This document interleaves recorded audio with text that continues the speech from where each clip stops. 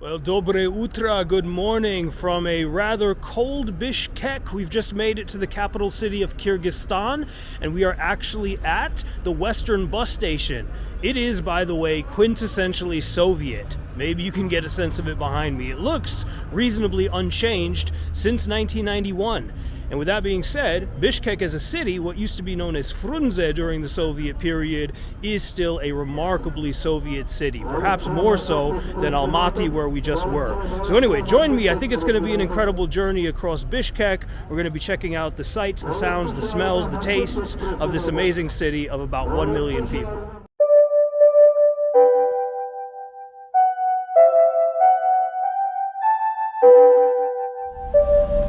Oh man.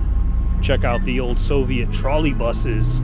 These are unchanged since I don't know when. I don't want to give you any false information, but yeah, if you ever come to the former Soviet Union, the trolley bus system is something that might take you by surprise, but it's an integral part of the way that people basically make their way around the city. I think one thing, as far as I know, that hasn't changed significantly since Soviet times is the fact that public transportation is still quite cheap. So from 1926 to 1991, Bishkek was known by a very different name. When it was the capital of the Kyrgyz Soviet Socialist Republic, it was actually called Frunze.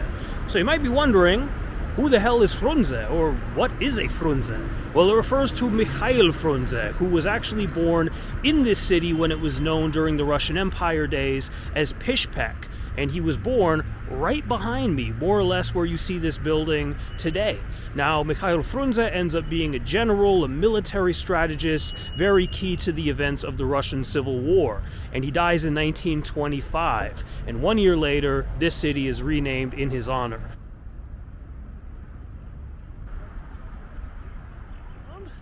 My buddy over here, go ahead and introduce yourself, man. My name is Farukh. I'm from Bishkek, Kyrgyzstan. Welcome to our city, and let's look around. The Soviet Wedding Palace. Are you taking me to get married? It's closed. I guess not. Oh, okay. I've never been here, but you can. Wow.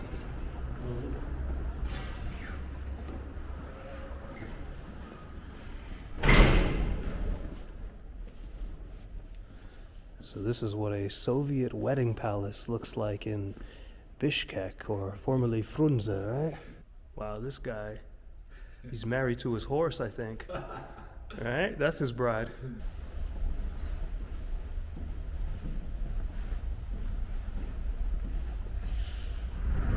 So I had a question for you, actually, if you don't mind. Yeah. So you speak how many languages? I speak Kyrgyz, English, and Russian. Kyrgyz, English, and Russian. Okay. Yeah. Because I know the two major languages here are Russian, of course, Yeah. and Kyrgyz. But do you speak Russian more or Kyrgyz more? Or Well, it depends who you're with? Depends, like people who grow up in the city. There is few people who, for example, like me, myself, I studied in Russian school. I grow up also, all my friends everywhere, everyone, how do I say, everyone around me was talking in Russian. So I grew up talking non-stop in Russian. Yeah. And my Kyrgyz is very poor, yeah? Got it. Poor, yeah. But those kind of people like me is very few. Like 10 years back it was a little bit like popular to speak more Russian, but now it's more like more popular to speak Kyrgyz language. Yeah. Ooh. All right. So where have you taken me now? Yeah. This square called Victory Square. It's the war which was 1941 and 1945. Yeah. So Second World War. As you can see on the sides, there is some names with the Soviet Union heroes.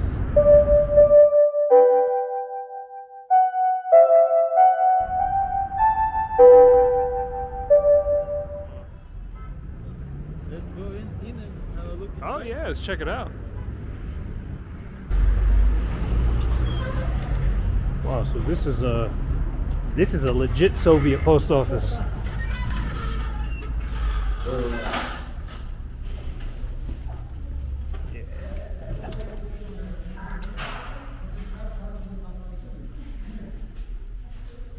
yeah, man. This looks like the 1970s. It was much more popular before, but now most people they pay everything online. So they don't come here to use any of the services. You can walk around.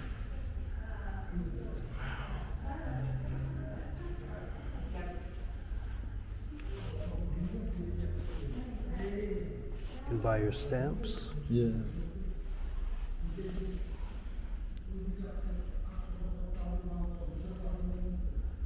Yuri Gagarin. First man in space. Yeah.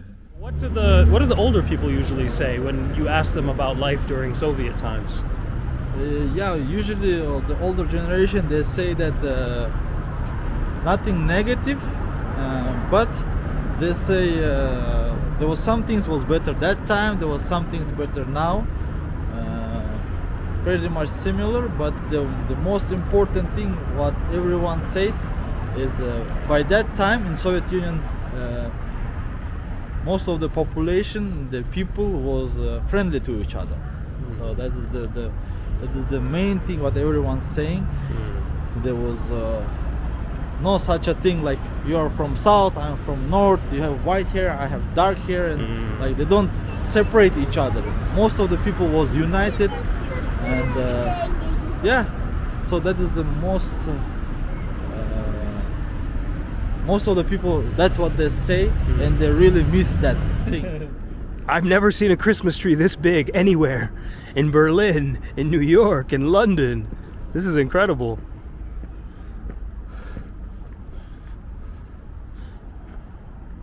And this is very romantic. All these trees.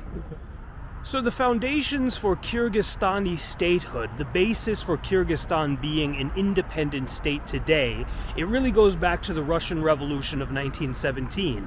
Now at the time, this entire area, what we could broadly call, well, Soviet Central Asia, that's what it becomes later. But we're talking about Uzbekistan, Kyrgyzstan, Tajikistan, and Turkmenistan.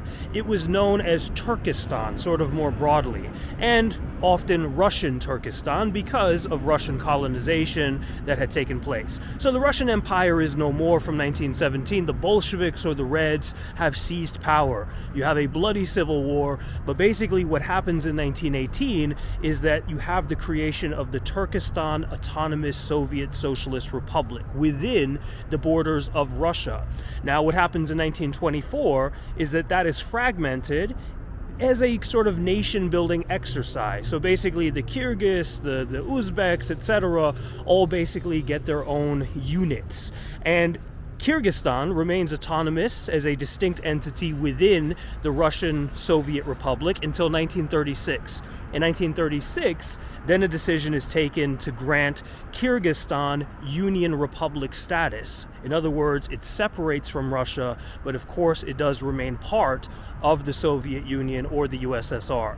So this is why in 1991, Kyrgyzstan is able to assert its independence as a distinct nation, because the foundations for that had already basically been granted long before.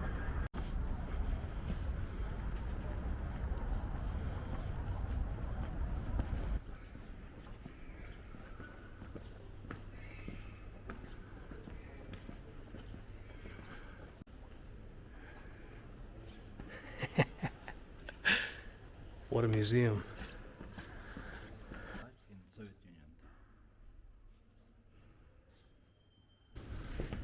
So it says your motherland is calling. Rodina mать зовет. So this kind of patriotic brochures was in so many mini factory stores, everywhere was different kind of brochures like that about patriotism. So either it's against alcohol, or they're calling like for sports, like making propaganda for sports, so people do more sports and things like that. They preach some things. It's amazing. So you can find different kind of brochures like that. talking about stop for alcohol, stop for corruption, things like that. Wow. This one, it says like we will defend Moscow. So this is from the war. Yeah. Wow. 1941, 1942, so right after the Nazi invasion of the USSR.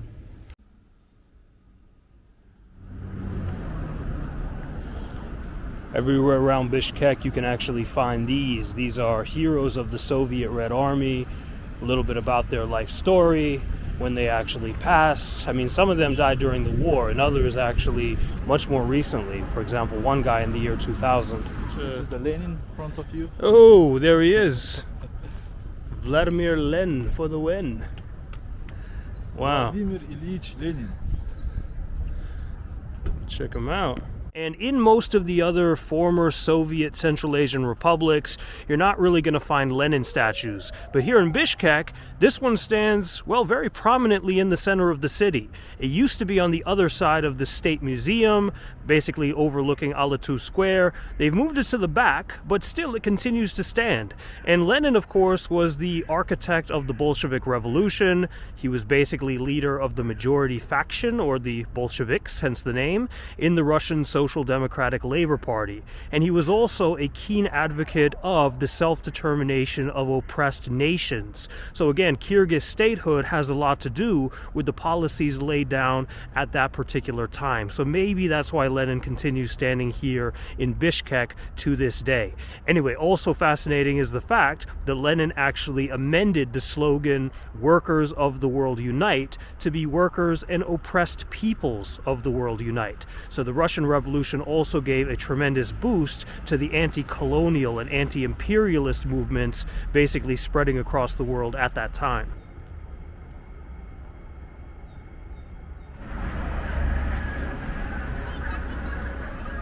Do I know them? Yeah, these are my people. These are my ancestors.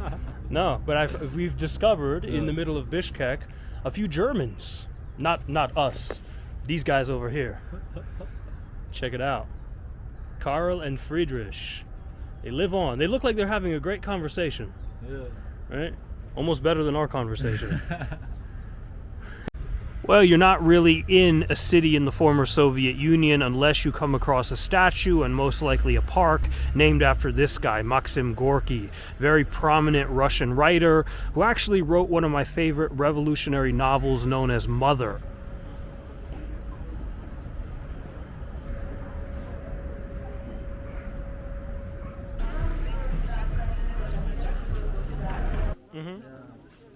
Good to go. Sorry. It's basically become a landmark. Yeah. What are we looking at? Horse meat sausage. Horse meat sausage. Called chuchuk. Chuchuk. So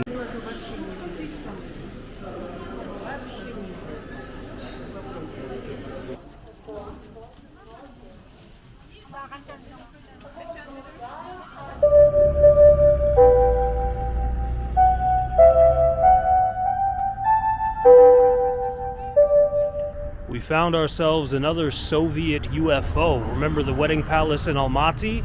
Well, this one has a different purpose. This is actually the state circus, and it's under renovations right now, which I suppose is a good thing. I mean, I'm a little bit bummed out because I wanted to try to go inside. All right, so I've come to something known as the Memorial for the Martyrs of the Revolution, and there's a woman who very prominently overlooks the main square here by the name of Urkuya Salieva. Now, her story to me is absolutely fascinating. So she was born in 1910 into a peasant family. And she was only, 7 years old when the Bolshevik Revolution took place. And in the 1920s, as she's growing up, she begins to be really inspired by the ideas put forward by the Bolshevik Revolution. I mean, not only national liberation for the Kyrgyz people, but also women's liberation, basically trying to overcome, patriarchal norms and relationships that had existed, as long as she or anybody else could remember. And actually, by the age of 17, she's a member of the Young Communist League, and then she takes leading positions on councils and things like this. So actually in 1934, at the age of 24, she's actually gunned down by basmachi, or bandits, you know, basically reactionary, counter-revolutionary groups that didn't believe that women should be freed from the shackles of their, you know, previous slavery, essentially. So still, to this day, Salieva is really looked at as a hero of both national and women's liberation in Kyrgyzstan.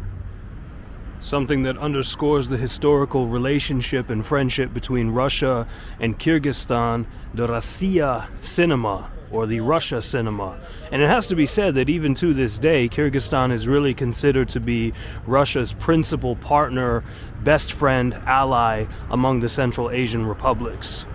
Well, Druzhba Narodov, or friendship of the peoples. Now, this was a concept advocated during the period the Soviet Union was in existence, and it basically held that the more than 100 nationalities that made up the rich, diverse cultural fabric of the USSR should all be held to be equal. There should also be a very concrete fight against ethnic discrimination and xenophobia and racist attitudes. Now, of course, with the events of the late 1980s and the fragmentation of the Union, a lot of the nationalist skirmishes and the wars that ensue, this of course shows that this never fully succeeded. But nonetheless, this monument is a testament to the friendship of the peoples.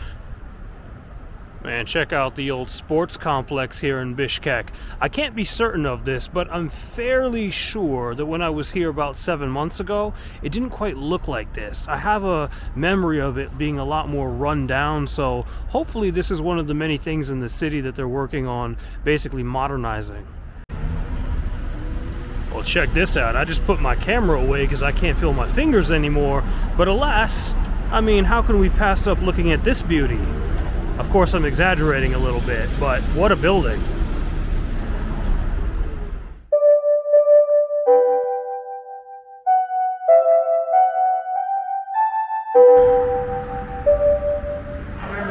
So Talga, can you just tell me where we are right now? We are at my home with my family. Beautiful family. Yeah, my mother is preparing the dinner for us. So Looks amazing. Yeah, actually we have a tradition in our family to meet once a week, because I live separately, my brother lives separately, and we always meet once a week to discuss all the news that you have. That's a beautiful tradition. Yeah.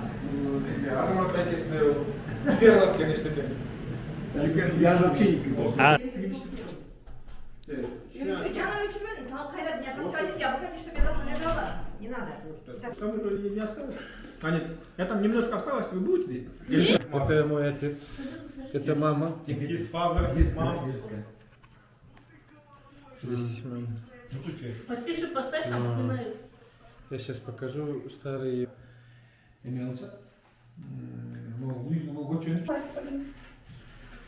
Oh, this is very nice. Very, very, very nice. Давайте. А ты стекло поменял, да? Давайте. There is one more, I think it's around 10-12 hours.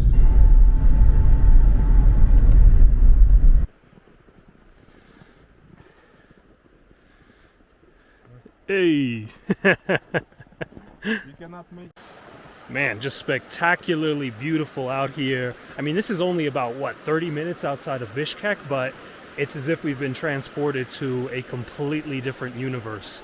Just, wow, there's really no words to express how it feels to be here, especially because, frankly, there's really nobody in the park. I think we've seen 4 people so far, so it's as if we have the entire place to ourselves.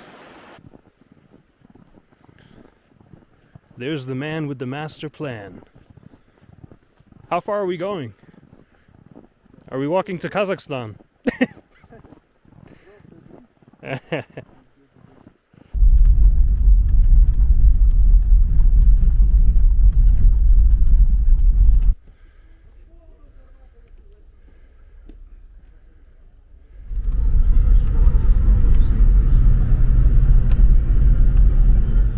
So we've come to this location on the outskirts of Bishkek known as Ata-Beyit. And what it is, it's a memorial dedicated to the victims of the repression that occurred here from the 1930s through the 1950s. This was a period where, after the initial excitement around, self-determination and nativization and all of this, well, there began to be a series of purges that took place. And a lot of very committed communists and intellectuals and all types of people were swept up in these purges. They were basically seen as being, enemies of the Soviet state. So in the past, this place was a brick making factory, and as you know, in order to make a bricks, you need fire. So during repression, those people were killed and then burned in the fire, so no one will find their bodies, or no one will understand that whose body is dead. Because right now, yes, it's obvious that we have DNA test, and it's very easy to find out. But then, back then, it was not possible to do it. So all the people during repression that have been killed, they were burned in the factory, and the only person that knew about this fact was the guard who was working in this factory. But he was keeping it as a secret, because if he would reveal this secret, he was also going to die from the repression. And he kept this secret until end of his life, until he was going to die from his own death, because he was already aged man. And he told this secret to his daughter, and he said to his daughter that when the right time will come, when people will be able to express their opinion freely, when the right time will come, you should reveal this secret to the world.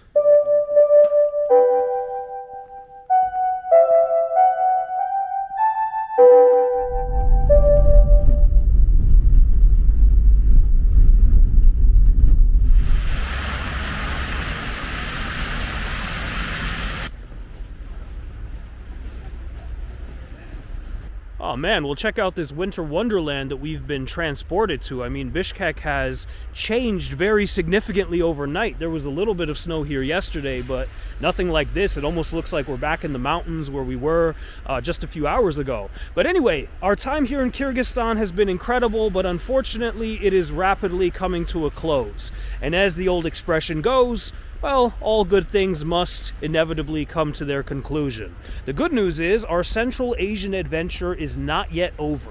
We have one last country to visit on this trip, that country being Uzbekistan. And our next stop is actually the largest city in all of Central Asia. I'm talking about Tashkent. So anyway, keep watching. I think we're going to have some more incredible adventures together across Soviet Central Asia.